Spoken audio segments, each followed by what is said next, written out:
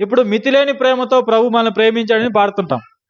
నమ్మకపోతే నమ్మకపోతే నరకంలో వేసి యుగయుగాలు బాధ పెడతాడని చెప్తాం. ఈ రెండు మ్యాచ్ అవుతాయి చెప్పండి? అవ్వవు కదా. ఒకవేళ నమ్మని వారిని యుగయుగాలు బాధ పెడితే అది మితిలేని ప్రేమ ఎలా అవుతుంది? అవుతుందా? మితిలేని ప్రేమ అవుతుందా? చెప్పండి. నీ బిడ్డ చెడిపోతే నువ్వు ఏం కోరుకుంటావు? వాడు నాశనం అయిపోవాలని కోరుకుంటావా? వాడు బాగుపడాలని కోరుకుంటావా? చెప్పండి.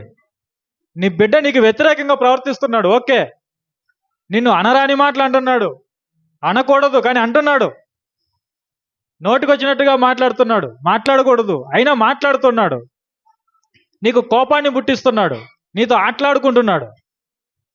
ఒక తల్లిగా ఒక తండ్రిగా నీ స్పందన ఏంటి? చెప్పండి.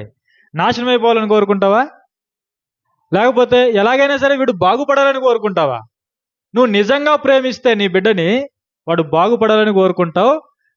దానికి మార్గాలు నువ్వు అన్వేషిస్తావు, అంతేనే కదా.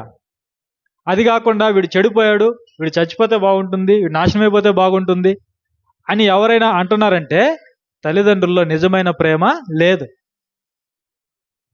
అంతేనే కదా చెప్పండి.